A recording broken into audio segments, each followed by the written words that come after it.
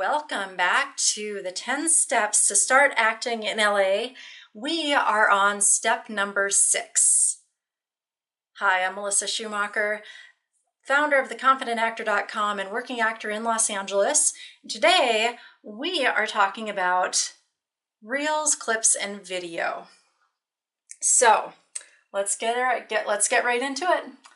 Your video needs to be professional, with professional quality lighting and sound. Now that's not to say that you can't, I just got distracted there. Wow. Your video needs to be professional with professional quality lighting and sound. Now that's not to say that you can't shoot something yourself. Use your iPhone, have a friend, get together, shoot a scene. You can certainly do that. Just make sure that it looks like it's professionally done. And heck, you can go on YouTube and find videos that'll tell you how to do it for the least amount of time and money. Okay, next. It needs to be 1 to 1.5 minutes max. Now that's if it's your reel. So if you've got, say, 3 clips put together into a reel, it should definitely not be any longer than 1.5 minutes. A minute is even better because casting just doesn't have time to go through minutes and minutes and minutes of your reel just to see what you can do, to see if they're going to call you in. They don't have time for it. So use those minutes wisely. Break your reels up. If you have multiple clips, break your reels up into drama and comedy. Or better yet, keep your clips all separate. If you've got 30-second clips that you can customize and submit strategically to the roles you're submitting to, that's even more powerful. So just make sure 1 to 1.5 minutes tops. Okay, next. The reel needs to highlight you. So even if you've got a great scene and you got a couple really great lines in there, if the focus is on your scene partner, that's not going to do you any good. It's only going to confuse your audience. They're not going to be sure who they're looking at or why they're looking at this other guy when they really want to be looking at you. So it's tough. It's tough to make those cuts and figure out exactly how to really get in there and focus it on you. And if you need to find an editor to help you out with that, do it. Yeah, don't be afraid to make sure it highlights you. It's one of your calling cards. You need to do it.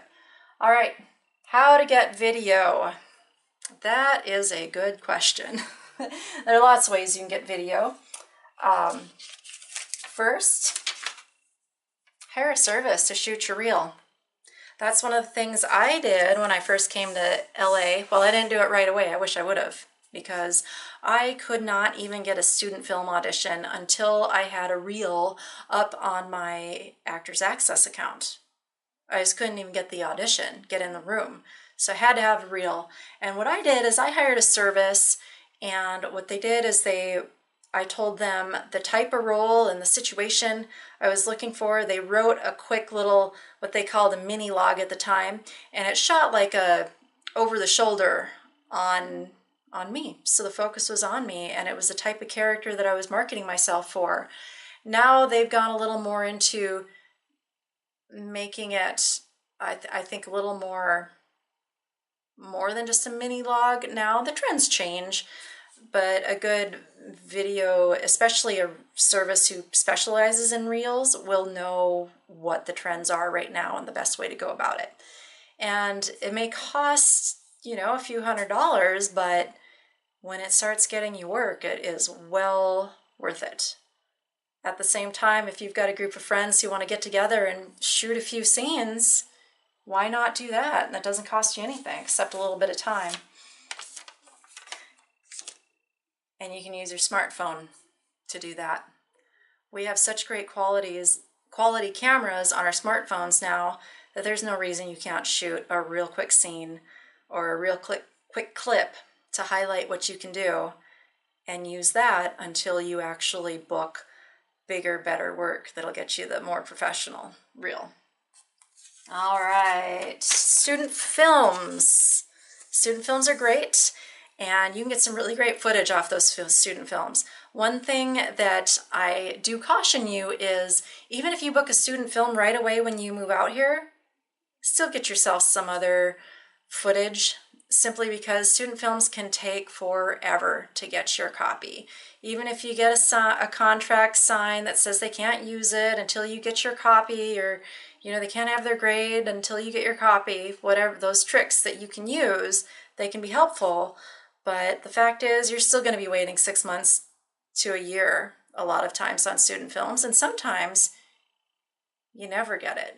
So you sit waiting and waiting and waiting. Meanwhile, you could shoot something yourself and have it as a resource to get more work. So that's the only caution. But definitely student films are a fantastic way to get that experience and eventually get the footage, whether you use it or not. Actor slate. I touched on that a little earlier in one of the previous videos, and I don't have one myself. I don't feel I need it.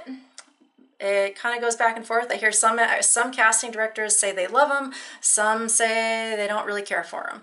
And what they are is they're mainly used on Actors Access, and they're attached to your headshot. So what it is basically it's a slate. And for those of you who don't know what a slate is, it's standing in front of the camera and saying your name. That's it.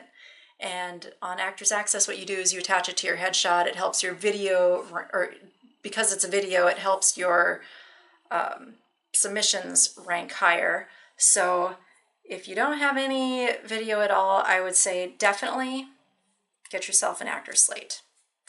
So that's it. Reels, clips, video. Keep them professional, short, and make sure they highlight you. That's the main takeaway from that.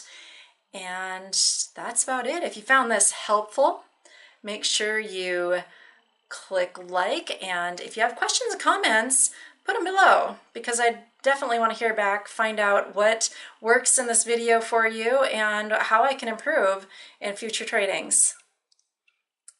Next up, we will be looking at step number 7 in the series, and we will see you there. Until then, here's to simply helping you move further, faster in your acting career. Have a great day.